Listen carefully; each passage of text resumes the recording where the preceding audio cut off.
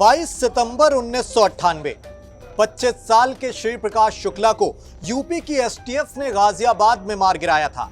दोनों ओर से कई राउंड गोलियां चली थी। जरायम की दुनिया के इस बड़े नाम शिव प्रकाश शुक्ला के मारे जाने से अगर किसी को सबसे ज्यादा संतोष हुआ था तो वो था उसका ही आपराधिक गुरु हरिशंकर तिवारी। वो नाम जो अपने दौर में सभी बाहुबलियों और माफियाओं पर कंट्रोल रखता था। ये वो दौर था जब मुंबई में माफियागिरी की शुरुआत करीम लाला ने की थी। 60 के दशक में पठान गैंग मुंबई पर सक्रिय हुआ और फिर दाऊद इब्राहिम के मेन फ्रेम में आने तक मुंबई पर पठानों का राज रहा।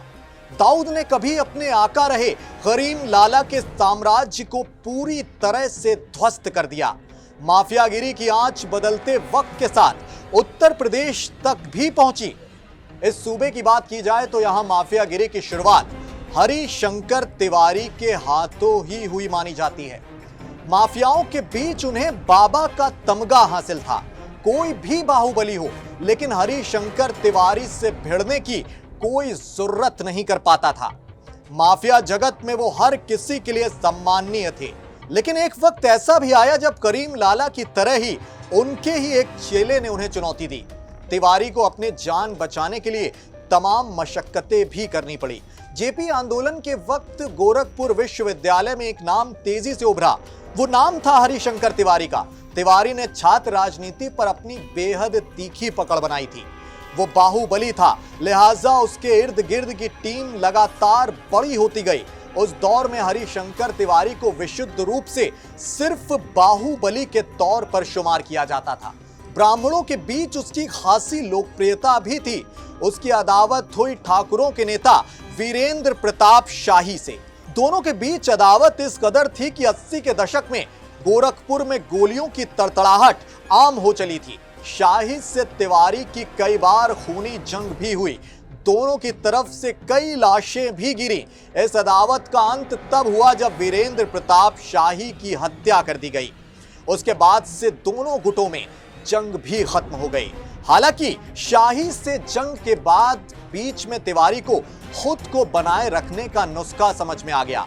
उनको पता था कि माफिया के तौर पर वो लंबी पारी तभी खेल सकते हैं जब उनका राजनीति में दखल हो। तिवारी ने किसी राजनेता को अपना गॉडफादर बनाने की जगह खुद ही उस जगह पर जाने की ठान ली।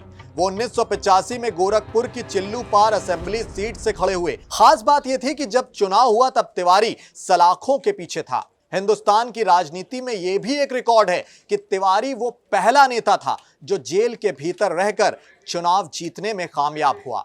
उसके बाद तो कई ऐसे मामले लगातार आए और गए। तिवारी ने चिल्लू पार सीट से लगातार 22 साल तक अपना परचम लहराया। वो किसी न किसी पार्टी से टिकट का जुगाड़ कर ही लेता था। पहले चुनाव जीतता और फिर मंत्री बन जाता। कहने को तो वो राजनेता बन गया था, लेकिन माफियागिरी में उसका दखल बदस्तूर जारी था। यूपी हो या बिहार, कहते हैं कि उसकी जानकारी के बगैर कहीं पर कुछ भी बड़ा नहीं हो पाता था। तिवारी ने अपने आगे भी एक टीम खड़ी की जो उसके इशारे पर काम करती थी। इसी कड़ी में एक नाम तेजी से उभर कर सामने आया। तिवारी ने हत्या के एक मामले में नामजद श्री प्रकाश शुक्ला को पुलिस की चंगुल से बचाया था। वो भी ब्राह्मण था, लिहाजा तिवारी को उसमें काफी संभावनाएं दिखने लगीं। श्री प्रकाश शुक्ला होनहार छात्र था, लेकिन लाइन से एक बार भटका तो भटकता ही चला गया। एक बार पुलिस के रिकॉर्ड में नाम आने के बाद उसने पीछे मुड़कर कभी नहीं देखा। बताते हैं कि तिवारी के कहने पर उसने कई अपराध किए। हरिशंकर तिवारी को वो अपना सब कुछ मानता था। उसके एक इशारे पर कुछ भी करने को तैयार हो जाता था। जरायम की दुनिया में श्री प्रकाश का नाम तेजी से आगे बढ़ा।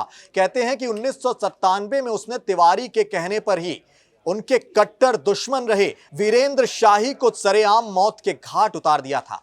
उसने शाही को लखनऊ में AK-47 से 100 से ज्यादा गोलियां मारी थी।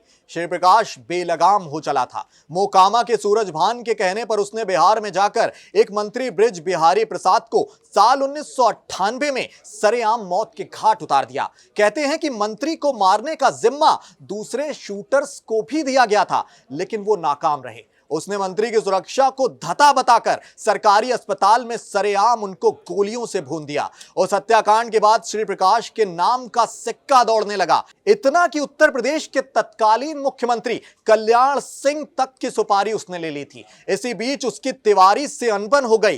खटास इतनी ज्यादा बढ़ गई कि श्री प्रकाश के निशाने पर तिवारी ही आ गया। कहते हैं तिवारी के मन में श्री प्रकाश का इतना ज्यादा भय समा गया था कि वो श्री प्रकाश के किसी रिश्तेदार को हमेशा अपने आसपास रखने लगा। उसे यकीन था कि अपने सगे संबंधी को देखकर श्री प्रकाश उन पर गोली नहीं चलाएगा। शुक्ला का ट्रैक रिकॉर्ड भी ऐसा ही हो गया था कि तिवारी को हर पल भय सताने लगा। वो अंडरग्राउंड हो गया। वो सीन में तभी आया जब 22 सितंबर 1998 को लगभग 25 साल की आयु में गाजियाबाद के श्री प्रकाश शुक्ला को यूपी की एसटीएफ ने पुलिस मुठभेड़ के दौरान मार गिराया। श्री प्रकाश के मारे जाने के बाद ही तिवारी की जान में जान आई। एक बार तो वो लगभग मान ही बैठा था कि जैसे करीम लाला को उनके शागिर्द दाऊद ने ठिकाने पर लगाया, कहीं वैसे ही श्री प्रकाश उनका भी खात्मा ना कर दे। लेकिन ऐसा नहीं हुआ।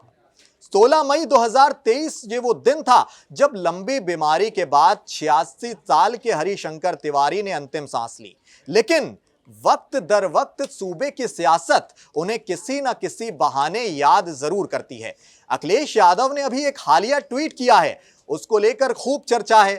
वजह क्या है, उससे जुड़ा वीडियो भी हमने बनाया है, जाइए देखिए। और इस बाहुबली के जरायम से सियासत तक के सफर को लेकर आप नजरिया क्या रखते हैं, अपनी कीमती राय कमेंट बॉक्स में जरूर बताएं।